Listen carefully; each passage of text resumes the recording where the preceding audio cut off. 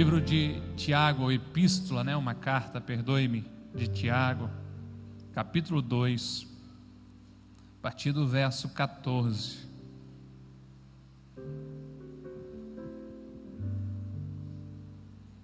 Eu não vou fazer a leitura como geralmente faço, porque nós vamos ler versículo por versículo e vamos conversando. Mas todos acharam? Tiago 2, a partir do verso 14? Amém? Aquela piadinha de pregador, né? Se não, peça misericórdia aí, né? É mais pro finalzinho da Bíblia lá, aí vai dar tudo certo. Nós começamos em junho do ano passado uma exploração pela carta de Tiago.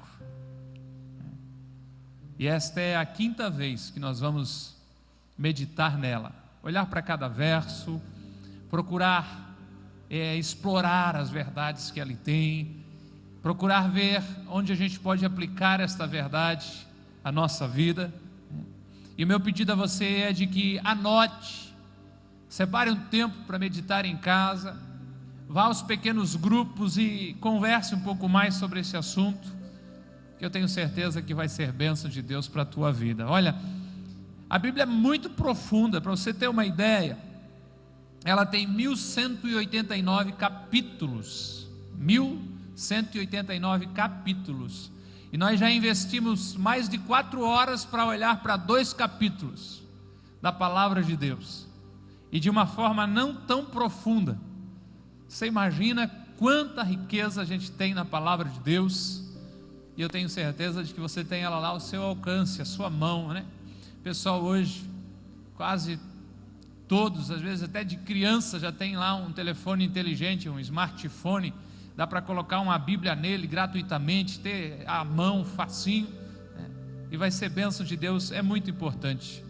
Agora, no universo de tantos livros, 66, tantos capítulos, como eu já lhe falei, se você quiser anotar outra vez, 1189, o porquê nós escolhemos Tiago, para estar meditando versículo por versículo, porque Tiago é um tesouro de palavras úteis para a vida cristã.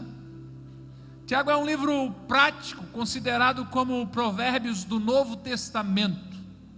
Provérbios lá no Antigo Testamento tem as suas máximas, na maioria de Salomão, conhecimento, coisas tremendas, e o Tiago faz esse papel aqui. É uma carta muito prática, trata assuntos do dia a dia, nos ajudando a tornar a nossa fé cada dia mais prática, a nossa fé cada dia mais efetiva, a nossa fé cada dia mais firme, a nossa fé cada dia mais fortalecida no Senhor Jesus. E para a gente conversar um pouquinho hoje, eu gostaria de botar um tema, até hoje dá para fazer isso, porque um bloco hoje vai falar sobre um assunto específico, a partir do verso 14 aí. Ter fé é agir. Ter fé é agir. Dando como que uma vacina, antes da gente entrar aí, eu gostaria de dizer que antes que alguém, depois de ouvir o Tiago aqui, comece saindo por aí achando que tem que fazer um monte de coisa para pagar a sua salvação, não é por aí. E eu gostaria de contrapor a teologia de Tiago aqui, para você entender um pouquinho, com a de Paulo, em Efésios capítulo 2, verso 8 e verso 9. E o que diz lá? Pois pela graça sois salvos, mediante a fé.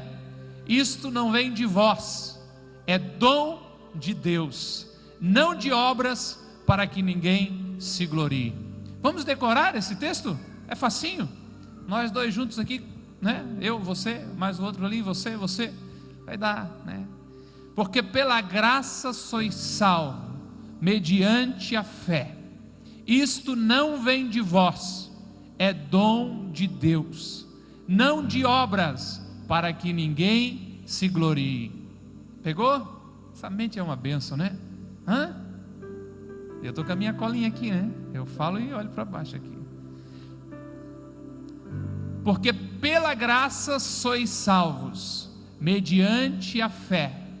Isto não vem de vós, é dom, não de, para que ninguém, está aí, né?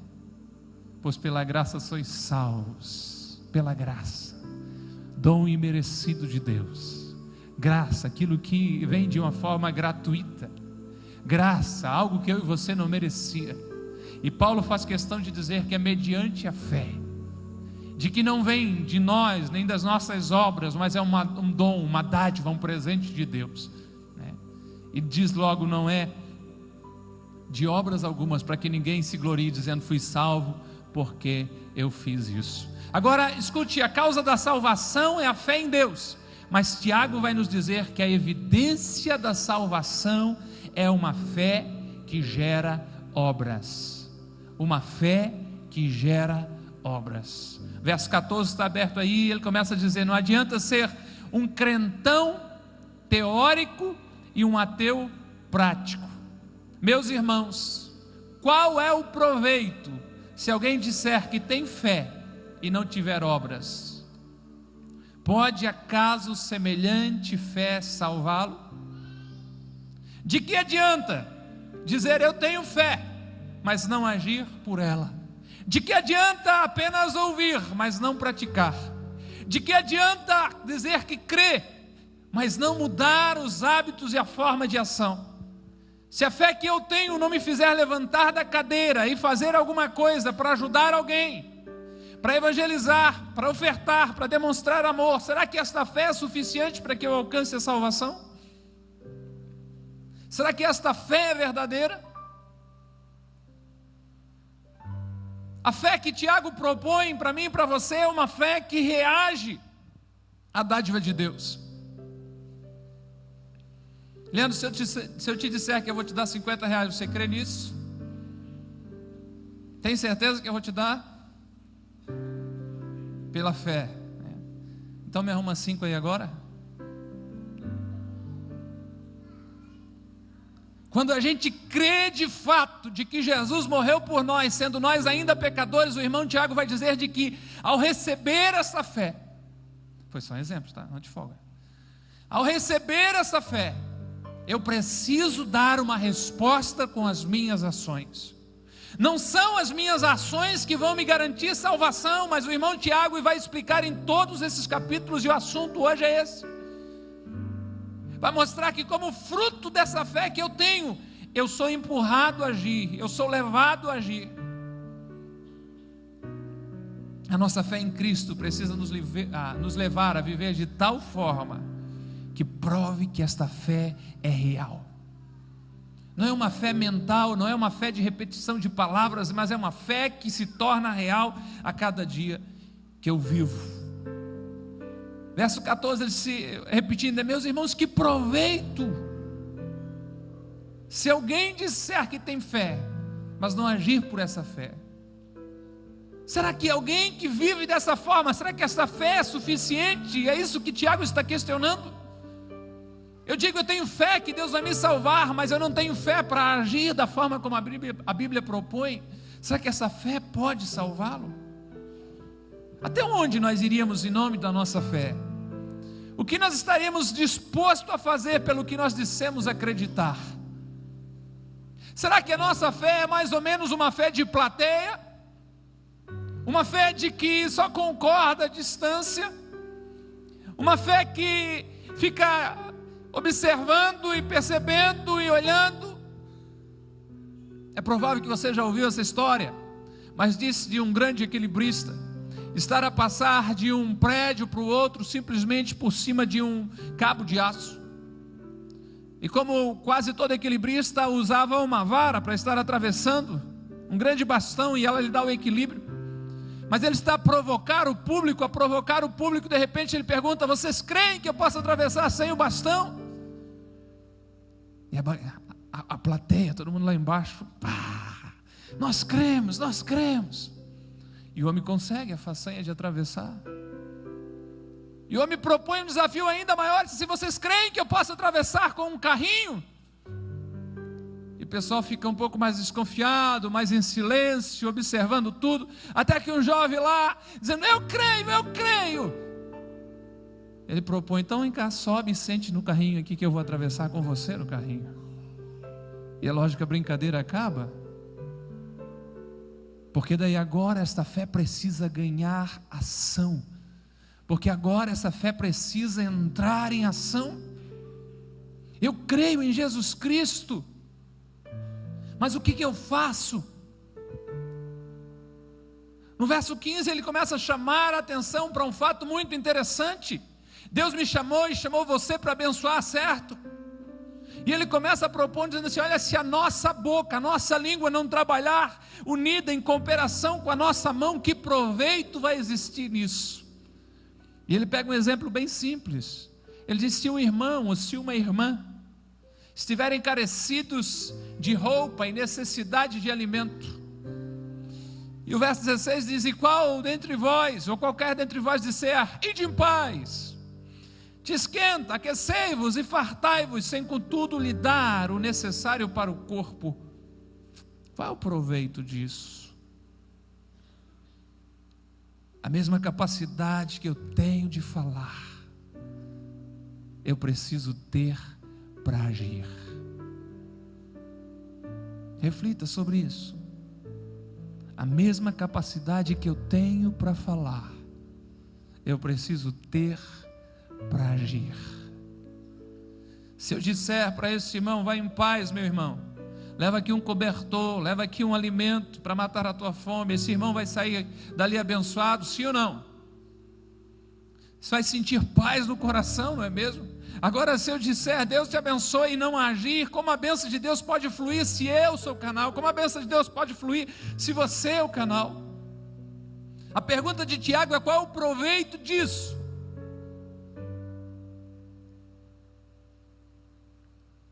E daí ele faz uma afirmação muito forte. Ele diz: fé sem ação é igual à morte. Assim também a fé, se não tiver obras, por si só está morta. É forte, né? Porque se nós não abrimos a Bíblia, se eu não começo dessa forma, eu começo a perguntar para vocês: quem tem fé? Quantos creem em Deus? Amém. Quantos aqui creem que Jesus morreu para salvar a tua vida? Amém. E tudo isso é verdade, tudo isso é real. Agora, a proposta desse texto bíblico que foi escrito para mim e para você é esta fé que te dá paz para vir e sentar nessas cadeiras e adorar a Deus. Precisa ser uma fé que entre em ação amanhã, porque senão ela não é uma fé viva, que você pode trocar por verdadeira. Ela é uma fé morta. E ele começa a explicar algo interessante, dizendo de que fé e obras não podem se separar. Mas alguém dirá: tu tens fé, olha aqui, eu tenho as obras. E daí ele propõe algo extraordinário. Ele diz assim: ó, mostra-me a tua fé sem as obras, e eu com as obras te mostrarei a minha fé. Tiago, quando está escrevendo, ele anteveu, ele antecipou de que alguém não ia concordar, que alguém ia dizer: não, não é bem assim não. Para ser salvo, crer em Jesus, está tudo resolvido. E ele propõe algo muito simples aqui. Ele faz o seguinte: pegue a sua fé e tente me apresentar essa fé sem obras. E não é diferente da teologia de Jesus, porque uma fé sem obras é como uma árvore sem folhas e sem frutos. E Jesus disse que pelos frutos eu e você conheceríamos a árvore, em Mateus capítulo 7. E o Tiago já faz diferente. Ele diz assim: olha, eu não quero nem discutir. Olha para a forma como eu vivo, olha para como eu sigo meu dia, o que eu realizo, olha para a forma como eu demonstro o amor de Deus, e perceba se em mim há fé ou não há fé. Eu vou mostrar a minha fé através das minhas ações. Eu não vou discutir, quem sabe alguém diria. Eu não vou tentar provar a minha crença para ninguém. Eu vou cada dia, como propôs Jesus, tomar a minha cruz e segui-lo. Eu vou a cada dia entender o propósito de Deus para a minha vida e sair caminhando. Enquanto caminho eu evangelizo, enquanto caminho eu faço bem, enquanto caminho eu brilho, enquanto eu vivo para a glória de Deus. E sem precisar dizer se sou cristão ou não, de qual religião pertenço, no que eu creio, eu vou provocar nas pessoas o entendimento, o questionamento de que há algo diferente em mim. É muito difícil encontrar alguém hoje que não conheça a fé cristã, seja através do rádio, da televisão, seja através de uma avó que já foi cristã. Mas por que numa época com tantos cristãos, numa época que floresce o cristianismo e vai se dizendo a cada novo censo, e somos milhões, e somos milhões, e somos milhões, não se vê essa realidade no dia a dia?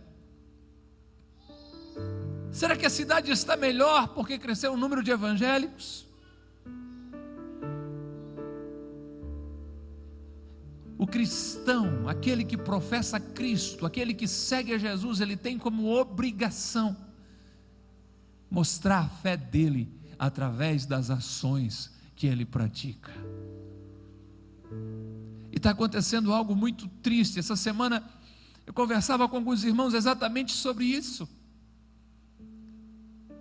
Algumas palavras, quem sabe, não são tão comuns para você, mas há uma dicotomia, uma separação em dois do ser humano muito crescente nesses dias. Esse é o Robson que vai na igreja, e daí ele bota uma roupa para ver Deus, ajeita o cabelo, faz a barba. E o outro Robson que existe dentro de mim é o que acorda amanhã de manhã e vai para a luta, vai trabalhar e vai fazer negócio. E não dá para ser mais esse que estava no culto domingo à noite, porque esse que está no domingo à noite, ele é irmão de todo mundo, ele abraça todo mundo, ele beija todo mundo, mas esse que amanhece na segunda-feira, ele não pode ser muito bobo. Isso vai gerar um culto divorciado da vida. Isso vai gerar uma exclamação de que Deus fez contra o povo de Israel, quando disse: este povo se aproxima de mim com os lábios, mas o seu coração está distante de mim. E esse é o desafio que eu tenho e você tem, de quem sabe voltar um pouco. Se tem tanta sede de aprender, de querer saber mais, só que às vezes esse conhecimento, por mais de Deus, não está nos levando a lugar nenhum, porque é um conhecimento teórico. Alguém já disse, e eu concordo, se todo cristão começasse a colocar pelo menos 10% de tudo que sabe em prática, nós teríamos cristãos muito melhores. Eu quero te mostrar a minha fé através das minhas obras. Eu quero te mostrar a minha fé através do que eu faço. E que desafio grande eu e você temos. Que desafio fenomenal está nas nossas mãos. Essa fé que precisa sair da mente e ganhar vida. Essa fé que precisa sair dos lábios e encarnar no corpo. Porque senão ela não é verdadeira. Tiago quis chocar aqui os leitores primeiros e vai nos chocar também. Ele propõe dizendo: você crê que só existe um Deus? Legal, hein? Você é um cara esperto, só precisa saber do negócio. Os demônios também creem que existe só um Deus e tremem. A fé deles é mais profunda. Os seres espirituais da maldade creem que Deus existe, creem que tem todo o poder, creem que existe céu, creem que existe inferno, mas não vivem a partir do que creem. E alguém já disse que reconhecer a verdade, mas não lhe obedecer, é algo diabólico. Eu reconheço como verdade, mas não vivo desta forma. Crer que Deus existe, mas viver como se Ele não existisse é loucura. Os teólogos têm criado uma expressão chamada o ateu funcional, de que é aquele que vem no domingo na igreja, mas vive a semana inteira como se Deus não existisse.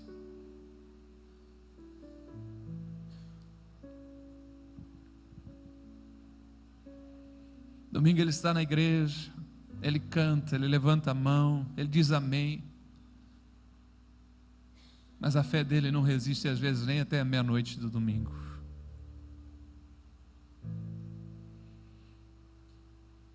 Duro esse discurso? Eu creio que é.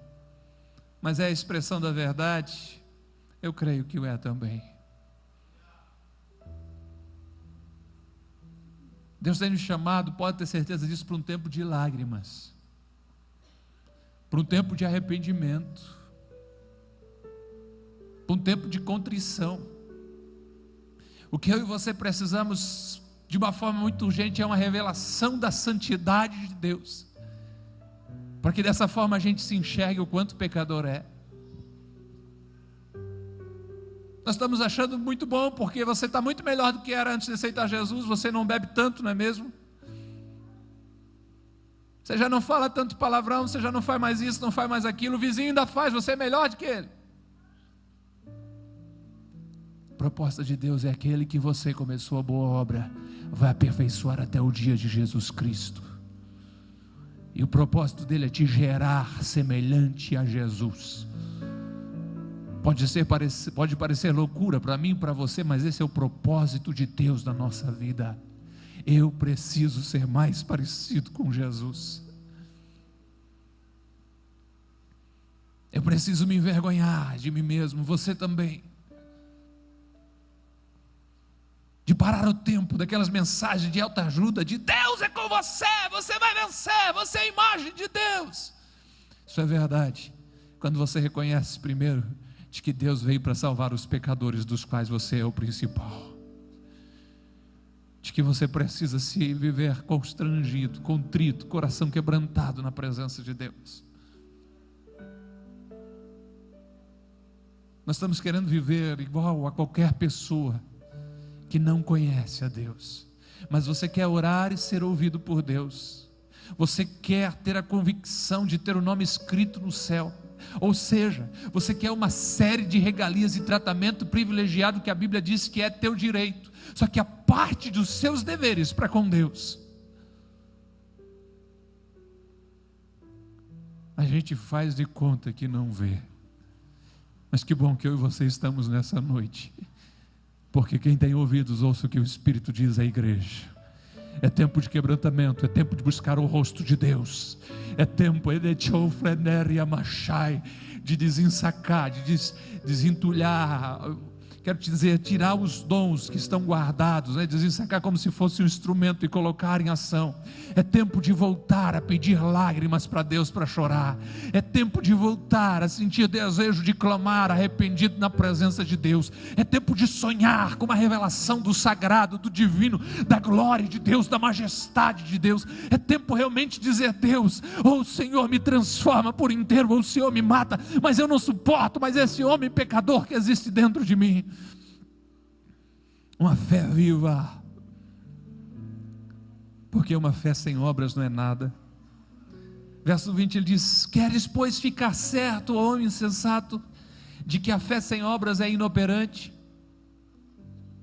Ele chama o homem que está lendo, estava ouvindo, de um homem sem juízo, que pensa que é possível crer em Deus e não gerar nada a partir dessa crença.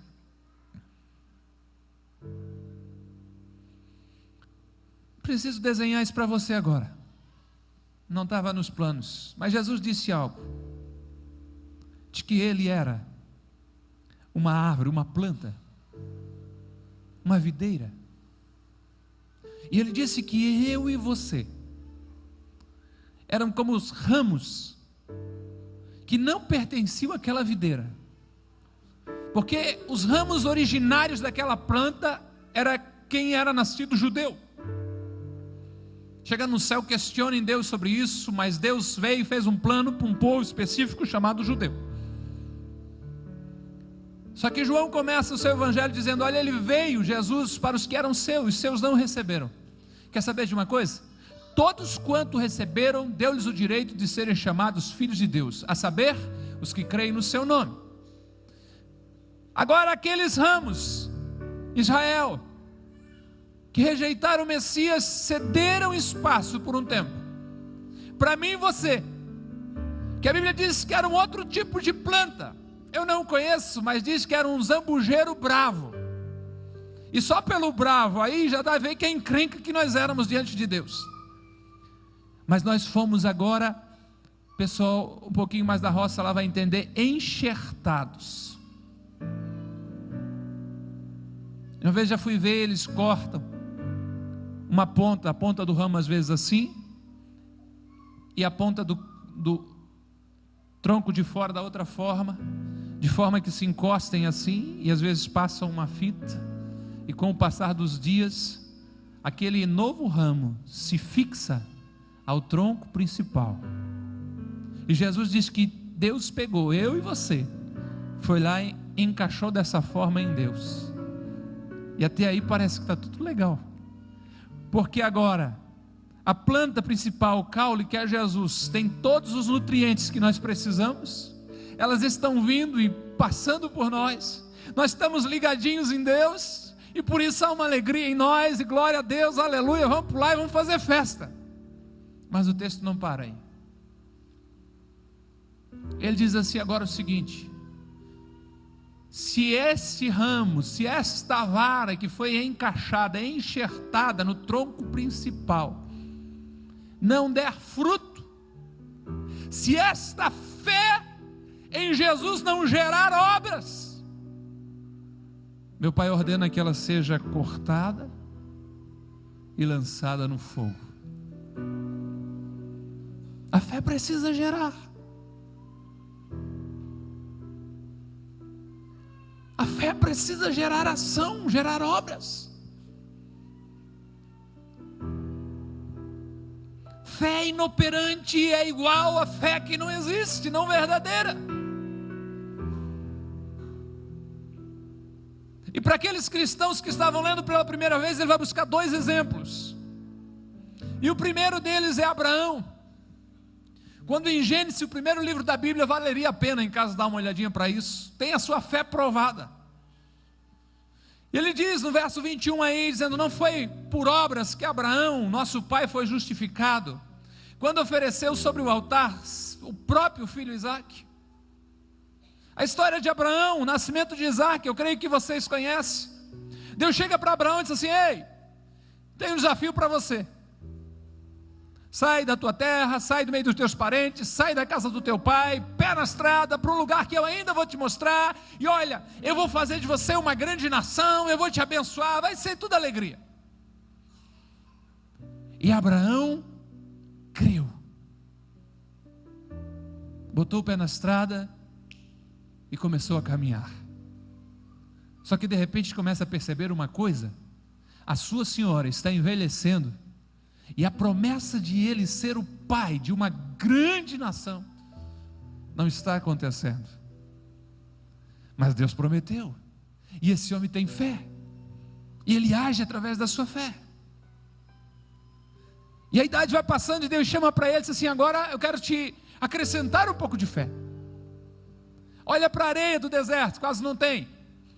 Tua geração vai ser mais numerosa. Faz o seguinte: cansado de olhar para baixo, olha para cima, para as estrelas do céu. Tua geração vai ser grande assim.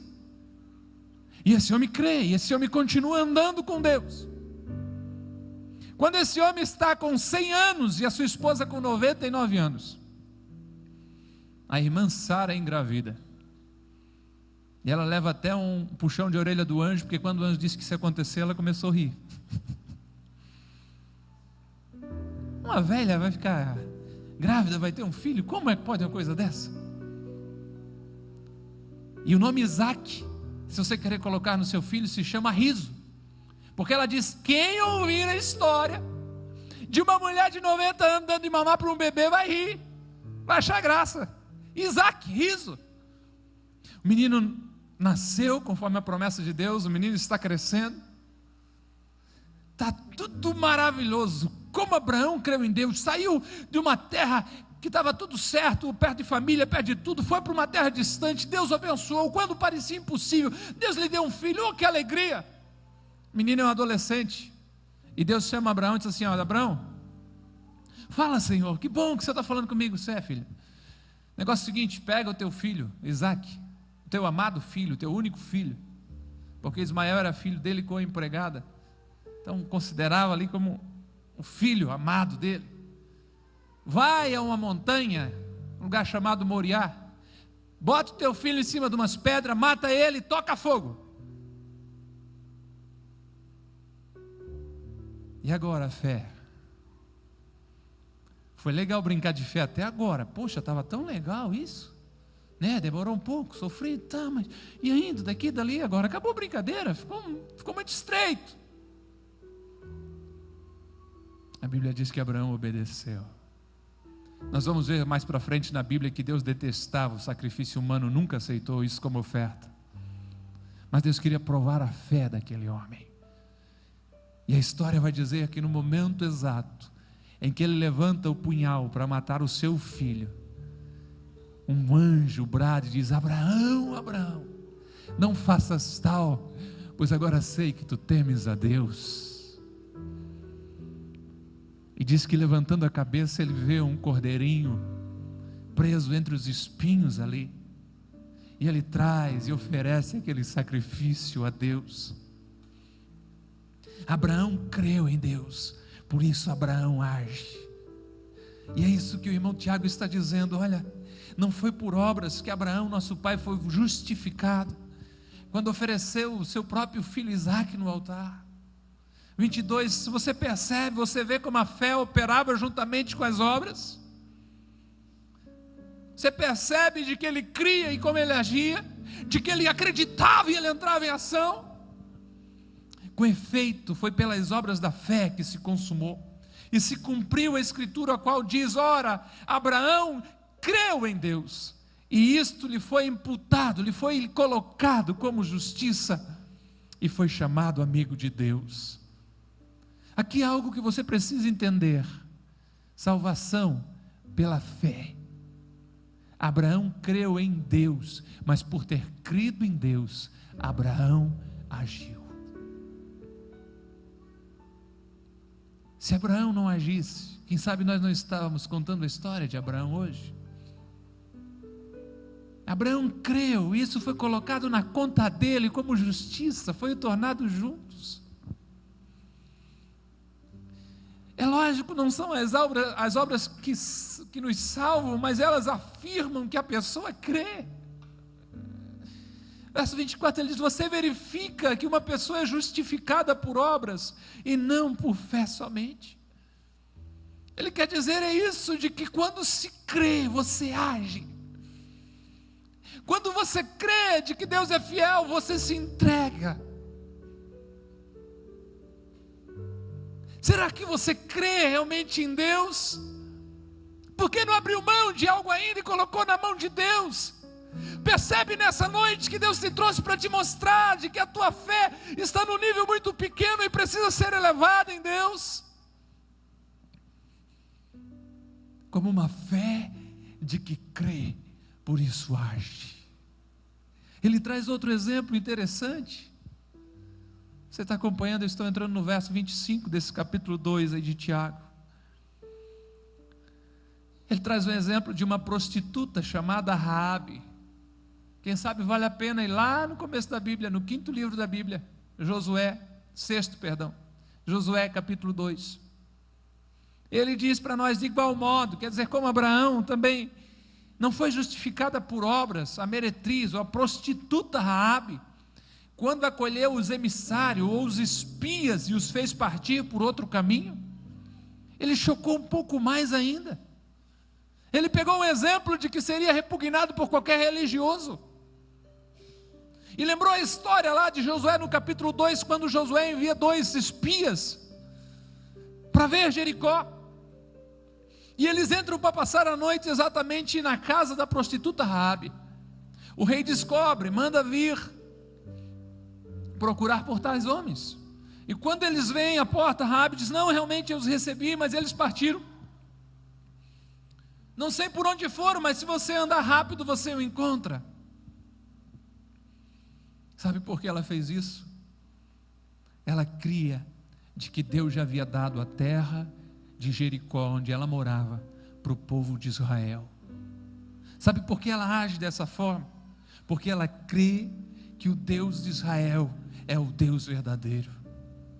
Estou inventando isso, estou pensando isso? Não, é o que a Bíblia diz, lá em Josué no capítulo 2. Palavras de Raabe no verso 9, quando ela diz: bem eu sei que o Senhor vos deu essa terra. A fé vem pelo ouvir a palavra de Deus, ouvir os feitos de Deus. Essa mulher começa dizendo: porque nós temos ouvido que o Senhor secou as águas do Mar Vermelho diante de vocês quando vocês saíram do Egito.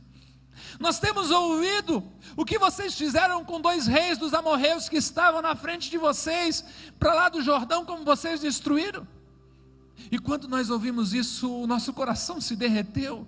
Ninguém tem mais ânimo, porque o Senhor vosso Deus é um Deus em cima no céu e embaixo na terra.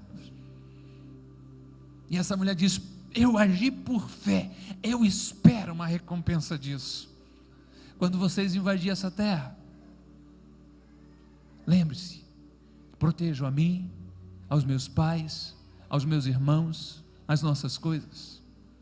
Quando o Senhor der essa recompensa para vocês, nós queremos ser livres disso. É muita fé, é muita ousadia. Jericó tem uma muralha enorme, passam carros aparelhados, diz a Bíblia, por cima dela, toda feita em pedras, aparentemente intransponível. Israel não é um povo experimentado em guerra, era escravo há 40 anos atrás no Egito.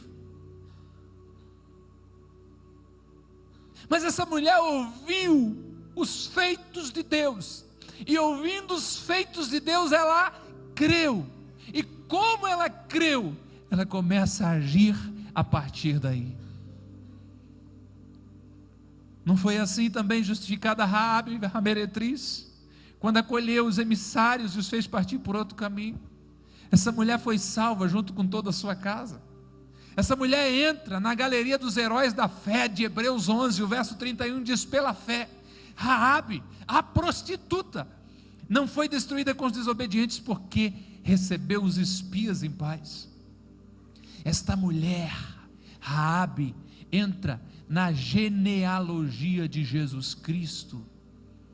A gente não tem o hábito de fazer isso. Eu fiz para a Gabriela, porque precisou para um trabalho da escola, mas não conseguimos chegar muito longe nas gerações, a árvore genealógica. Mas a Bíblia tinha um cuidado muito grande com isso. Fulano gerou ciclano, que gerou ciclano, que gerou ciclano. E quando você lê Mateus no capítulo 1, vai dizer de que Raabe gerou um dos tataravôs de Davi, que vai indo e vai indo e vai chegando até José. Essa mulher, pela sua fé, pela sua ousadia, entra para a história, porque tem uma fé viva. A fé gera uma ação. E ele termina, meu irmão, esse capítulo 2, e nós, a nossa breve incursão e passeio por ele, não um passeio, vamos até melhorar isso, a nossa exploração e busca de verdades para o nosso dia a dia, dizendo de que fé sem ação, fé sem obras, fé sem frutos é igual a um corpo sem vida, porque assim como o corpo sem espírito está morto, assim também a fé sem obras é morta. Fé sem ação não é fé. Se você ficou refletindo sobre o texto de Efésios, que a gente tentou memorizar, pois pela graça sois salvos, mediante a fé, e isto não vem de vós, é dom de Deus, não de obras, para que ninguém se glorie. Verso 8 e verso 9, mas verso 10 vai dizer assim, pois somos feituras dele, de Deus, criados em Cristo Jesus para boas obras. O apóstolo Paulo também entendia dessa forma. Salvação, graça, propósito de Deus ao te salvar e me salvar. Você foi feito para boas obras, você é feito para frutos, você foi feito para ação, você foi feito para ajudar o necessitado, para acolher o aflito, Você foi feito para investir a tua vida no reino. Você foi feito para investir o teu tempo na casa de Deus. Você foi feito para ser um atalaia. Você foi feito para ser um homem ou uma mulher de Deus, um testemunho, a luz da terra, sal da terra, a luz do mundo. Nós não vamos deixar que a nossa fé fique sem obras, fique infrutífera. Você tem um desafio ao voltar para casa. É se perguntar, como tem sido a sua fé? Você sabia que cada domingo que você vem à igreja, cada quarta-feira, você se torna cada vez mais responsável por tudo que você ouve? Porque aqui o Senhor tem revelado a sua vontade. E Jesus disse que aquele que não faz a vontade do seu Senhor, mas não sabia, apanha pouco. Mas aquele que sabe a vontade do seu Senhor e não a faz, esse apanha muito. Esse negócio de crente é meio estreito realmente, né? Deus te fez para boas obras. Se a gente estiver profundamente ligado na videira, ligado nessa árvore, os frutos são algo natural. Eu não vi ninguém negociando com uma goiabeira, negociando com uma planta, dizendo, aí, vamos dar fruto esse ano, está precisando de alguma coisa? Eu descobri alguma coisa triste. Quem sabe tem alguns crentes que têm um espírito de jabuticabeira. Alguém já se arrepiou. Nós tínhamos uma lá há mais de 10 anos, e está igual a história que Jesus contou lá. Todo ano a gente ia lá, não tinha frutos. A ideia era cortar.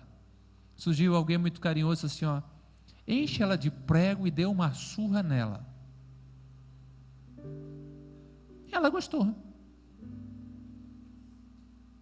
No outono ela produziu.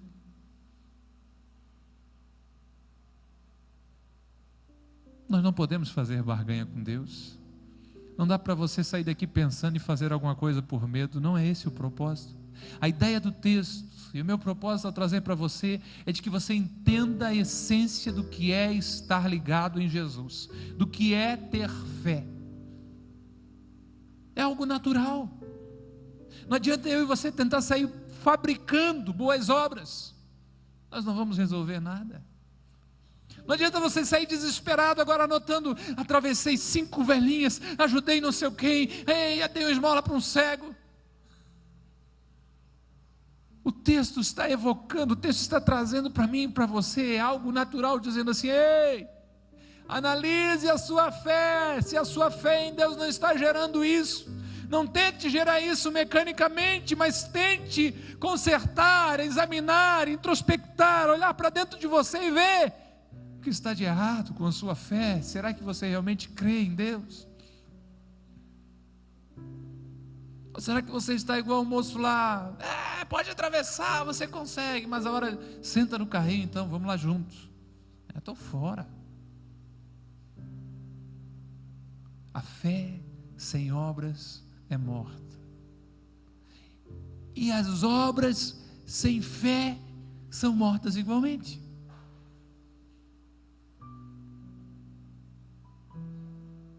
Quando a sua fé começa a gerar esse desejo,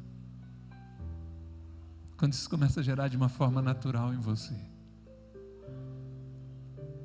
Não sei se você tem buscado os dons do Espírito, tem diversos dons maravilhosos, de cura, revelação, dons de governo, diz a Bíblia, dom de profecia. Há ministérios como pastores, evangelistas, profetas, mestres, doutores.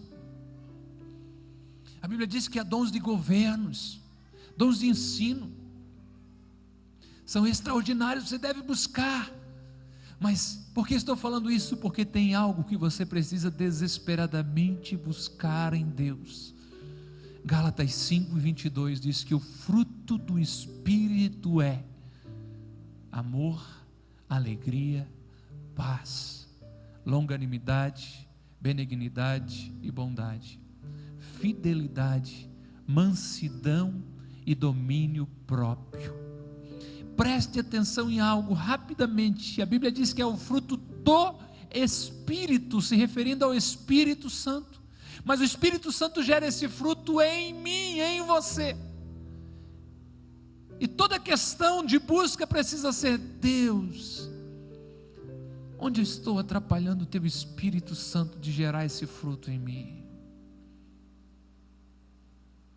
Deus, por que a minha fé está tão empobrecida, Deus? Porque eu não vejo esses frutos da minha fé, eu não vejo essas coisas acontecendo.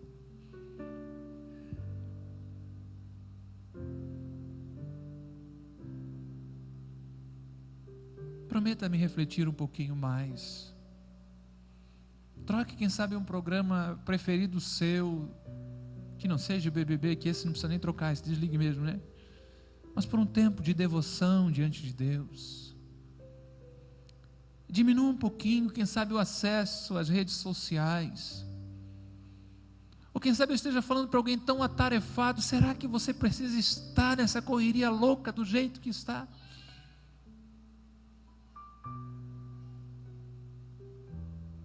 A morte não manda recado, meus pêsames ao César e à família, os sentimentos, mas a mãezinha dele, na sexta-feira, 66 anos, no instante, se foi.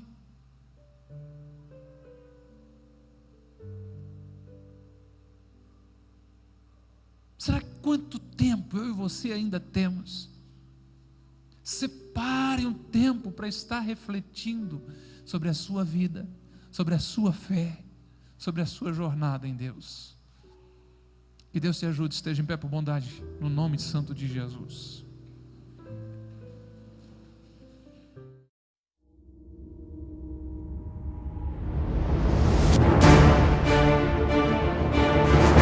Se isso não traz paz ao teu coração, você está no lugar certo, porque nessa noite você pode ser lavado pelo sangue de Jesus e ganhar uma convicção interna no teu coração, que nem a vida, nem a morte, nem os anjos, nem os principados, nem a potestade, nada pode te separar do amor de Deus em Cristo Jesus. Ei, glória a Deus, aleluia!